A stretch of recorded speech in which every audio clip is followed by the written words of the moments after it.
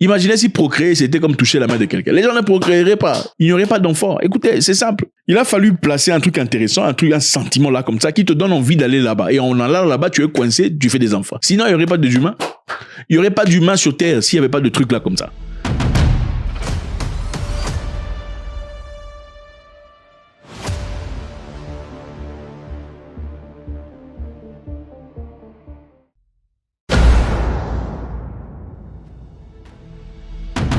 Un jeune monsieur de 24 ans à Madagascar sera la première victime à être castré physiquement. Ok, on va son histoire pour avoir violé et pris de force une petite fille après l'avoir. Enfin, je crois que c'est de l'autre côté plutôt. Le jeune a pris de force une petite fille ensuite là. Alors la justice a saisi cet homme. Il a été reconnu coupable de viol et d'assassinat d'une petite fille de 6 ans. Pour la première fois dans le pays, le tribunal a redonné la castration chirurgicale. Donc on va prendre son truc là, mettre ça comme ça. Briser ça. Le jeune homme a 24 ans d'âge. 24 ans, c'est jeune, n'est-ce pas? C'est jeune. Beaucoup de personnes diraient, voilà, il n'est pas assez intelligent. Enfin, il n'est pas encore assez mûr. Voilà, il a des difficultés, tout le bazar. Mais bon, moi, je pense que à 17 ans, je vivais déjà seul, loin de mes parents. À 20 ans, j'étais dans un pays étranger en train de crapahuter, en train de me chercher dans la vie. Et je savais qu'il y a des choses qu'on fait pas. Les savants. Pourquoi? Vous savez pas comment utiliser les savants? Les savants. Vous avez utilisé les savants, non? C'est quoi ça? Une petite fille de 6 ans. Tu cherches quoi? C'est quel genre de pulsion?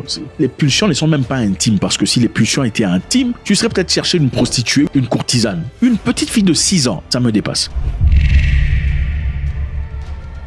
Le jeune homme de 24 ans a été condamné à la castration chirurgicale et à la réclusion à perpétuité avec travaux forcés. Castration chirurgicale, on va mettre ton histoire là comme ça. Réclusion à perpétuité, c'est-à-dire la prison à perpétuité jusqu'à la fin de ses vies. Et numéro 3, travaux forcés. Voilà. Pourquoi?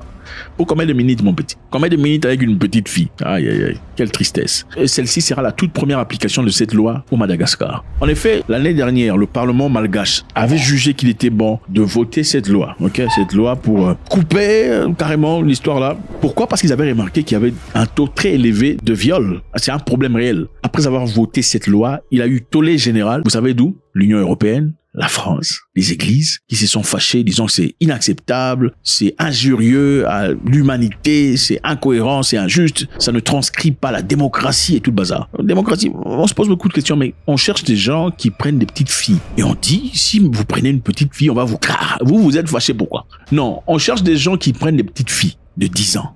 Et on dit, si on attrape une telle personne, on va vous êtes dérangés. Qu'est-ce que ça veut dire? Seriez-vous ces personnes peut-être? Pour l'interrogation. Alors, le procureur général Didier Razafindralamo a dit la décision aujourd'hui constitue une réponse forte et significative du système judiciaire destinée également à servir d'avertissement à quiconque nourrirait des mauvaises intentions similaires. Il est important de montrer à tout le monde, évidemment, si vous faites des bêtises, voilà ce qui va vous arriver. Ne rigolez pas. On a voté la loi, c'était pas pour danser avec. Si vous faites des bêtises, vous prenez une petite fille, on vous coupe l'histoire. Je pense que cette loi doit être exportée en Afrique. Parce qu'il y a beaucoup de femmes ici en Afrique qui ont subi des choses incroyables. Elles vous diront pas ouvertement.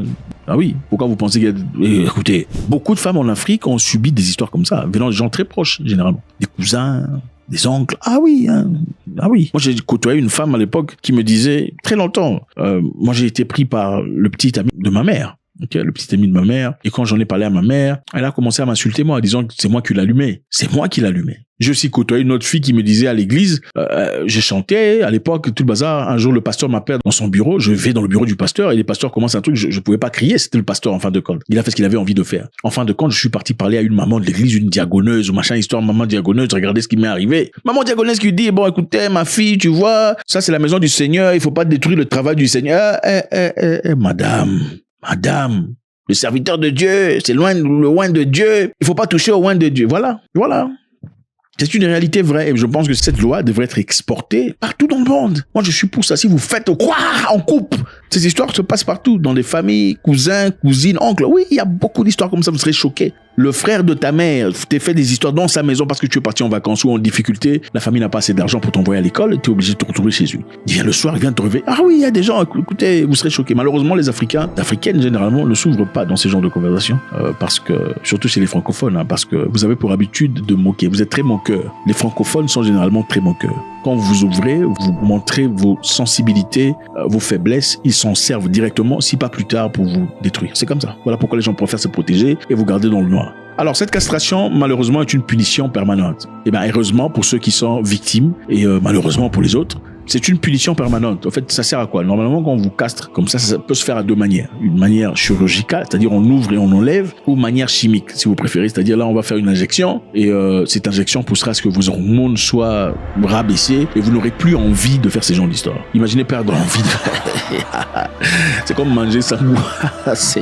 Imagine en train de manger. Vous savez pourquoi les gens mangent? Les choses importantes, Dieu y a associé un sentiment profond dans les choses importantes. Je répète, les choses importantes sont associées à un sentiment profond, un sentiment culmutif. Par exemple, prenons manger. Pourquoi les gens mangent? Les gens mangent parce que c'est bon. Les gens ne mangent pas seulement parce qu'il faut manger. Les gens mangent parce que c'est bon. Et Dieu sait qu'il était important que l'être humain mange. Parce qu'en mangeant, il se donne la force et l'existence. Il faut manger pour être fort, pour exister, pour nourrir ses cellules. Alors, comment pousser l'homme à manger? Il faut y accorder de la saveur, le goût. Ça doit être succulent pour que l'homme ait envie de manger continuellement. Sinon, il ne le ferait pas. L'homme doit procréer. Ok?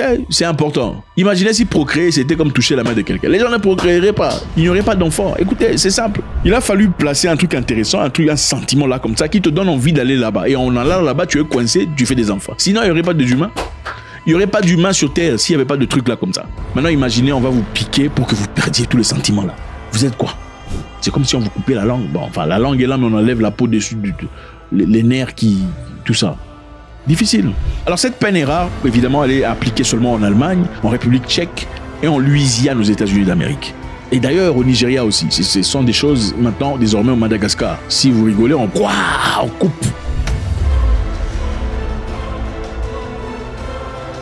Une forte réaction internationale, évidemment. On s'y attendait, d'abord venant de l'Église catholique de Madagascar qui a condamné cette loi, la qualifiant de contraire à l'éthique et la morale. Ils ont décrit la castration comme un acte de torture incompatible avec les droits humains et les principes de l'Église. Bah écoutez, monsieur le prêtre, on comprend tout à fait le sentiment d'amour que vous portez à l'égard de cette personne, mais simplement, il faudrait aussi ne pas oublier surtout la douleur que porte aujourd'hui et peut-être éternellement la famille de la petite fille qui a été prise de force. Donc, autant il est sympathique de vouloir protéger ceux-là qui commettent des crimes, il est aussi crucial de penser à ceux qui, pour toujours, vivront dans la douleur et l'absence de leur enfant. Certaines personnes disent aussi que cette église spécifique est sponsorisée par l'Union européenne et la France, qui curieusement ne veut pas voir cette loi en application à Madagascar. Si Madagascar a choisi de faire ça, c'est-à-dire que Madagascar comprend qu'il y a un problème réel, ok? Madagascar, voilà le quartier là. Dans la plupart des cas, les gens ne vous montrent jamais Madagascar. Quand on parle de l'Afrique, on montre une carte de l'Afrique, on exclut Madagascar et Sao Tomé et Principe ne sont jamais montrés. Je ne sais pas pourquoi on fait ça. C'est comme si vous parliez d'une famille, nous sommes à 8, mais vous ne parlez que de 6 personnes, comme si les 2 personnes étaient inexistantes et invisibles. C'est inacceptable. En RDC, on vient de voter une loi très intéressante. Le gouvernement met la pression pour que les jeunes filles qui tombent enceintes à l'école puissent réintégrer l'école sans difficulté. Okay? Plus d'attente, disant la fille a été exclue parce qu'elle est tombée enceinte. Désormais, si une petite fille tombe enceinte à l'école primaire ou peu importe, elle a le droit de rentrer à l'école avec son gros ventre. Surtout l'Église catholique qui ne va pas octempérer. Je vous rappelle que 1 sur 3 écoles en République démocratique du Congo est affiliée à l'Église catholique. Donc, comme vous pouvez bien l'imaginer, quand l'Église catholique donne des ordres, ils octempèrent. Alors, l'Église catholique vient de dire, si le gouvernement veut à ce que ces enfants soient réintégrés, dans ce cas, ces enfants devront être réintégrés dans les écoles qui sont affiliées au gouvernement, pas dans leurs écoles. Il ne faut pas se tromper. L'Église, qui est notre partenaire dans la formation ou dans l'éducation, doit aussi, sur certains sujets, regarder comment évolue le temps. Non pas pour en faire l'apologie, mais pour être sûr que nous avons donné à nos enfants la possibilité de se prémunir ou de se protéger et d'éviter des cas justement où on a des filles grosses à l'école. Qu'est-ce que vous en pensez? Est-ce que vous pensez qu'une jeune fille enceinte à 10 ans, 11 ans devrait rentrer à l'école, même à l'école secondaire, avec un gros... Qu'est-ce que vous pensez? Beaucoup de personnes pensent que ça influencerait de manière négative d'autres enfants. Êtes-vous d'accord par rapport à ce principe? Pensez-vous qu'une jeune fille avec son gros ventre qui rentre à l'école, enfin bref, influencerait de manière négative les autres enfants? Ou pensez-vous que garder l'enfant à la maison serait une punition? Parce que moi je pense que d'autre part, autant que beaucoup penseraient que garder l'enfant à la maison serait une punition, l'envoyer à l'école serait aussi une punition. Ne vous en faites pas, ce n'est pas moi qui le crée. Parce que chaque enfant qui rentre à l'école enceinte sera sujet à des moqueries, c'est évident. C'est pas tous les écoliers ou les élèves qui sont gentils. Il y aura certainement des enfants qui, de manière persistante, seront toujours en train de pointer du doigt. Regarde.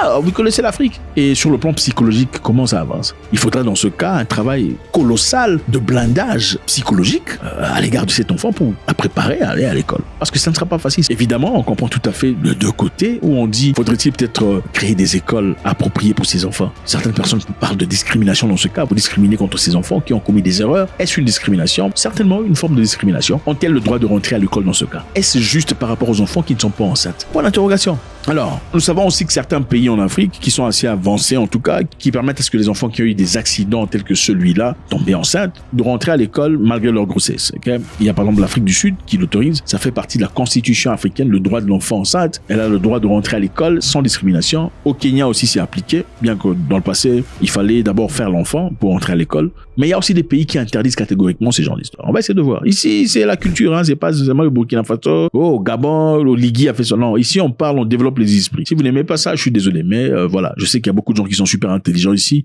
qui sont très impliqués dans ce qui se passe en Afrique dans toute sa grandeur. Voici quelques pays qui bannissent dans ce cas carrément la présence des filles enceintes à l'école. Okay? En Tanzanie, ça ne rigole pas. Jusqu'à la fin 2021, la Tanzanie appliquait une interdiction nationale empêchant les filles enceintes de fréquenter l'école. Si tu es enceinte, tu ne viens pas à l'école du tout, même après l'accouchement. Donc tu as décidé de faire flouk flouk bam bam. En tout cas, toi, l'école, il faut dire au revoir. C'était ça en Tanzanie. Et ça n'a changé que récemment avec la nouvelle présidente. Okay? Les tests de grossesse forcés, les expulsions, les exclusions, les examens étaient très courants. Donc tu arrives, on te teste, on te trouve bizarre, on te teste. Tu fais machin, tu régales trop avec les garçons, on te teste. Donc les enfants vivaient dans la peur. Est-ce que ça a été efficient ou effectif, le fait de mettre la pression sur les enfants? Est-ce que mettre la pression sur les enfants les pousserait à courir de l'autre côté, donc éviter de tomber enceinte? Absolument pas. La Tanzanie a un taux élevé quand même de grossesse. Je sais que beaucoup de personnes pensaient le contraire, comme beaucoup de personnes pensent réellement que si vous gardez un enfant enceinte à l'école, ça influencerait d'autres personnes. Les statistiques montrent des choses totalement différentes. Donc les endroits où on garde l'enfant en classe pendant que les autres enfants sont pas enceintes et les endroits où on envoie l'enfant à la maison pendant que les autres sont enceintes, il n'y a pas de grande différence. En effet, là où on expulse l'enfant enceinte, il y a plus d'enfants qui tombent enceintes parce qu'elles ont peur d'aller discuter avec leurs parents,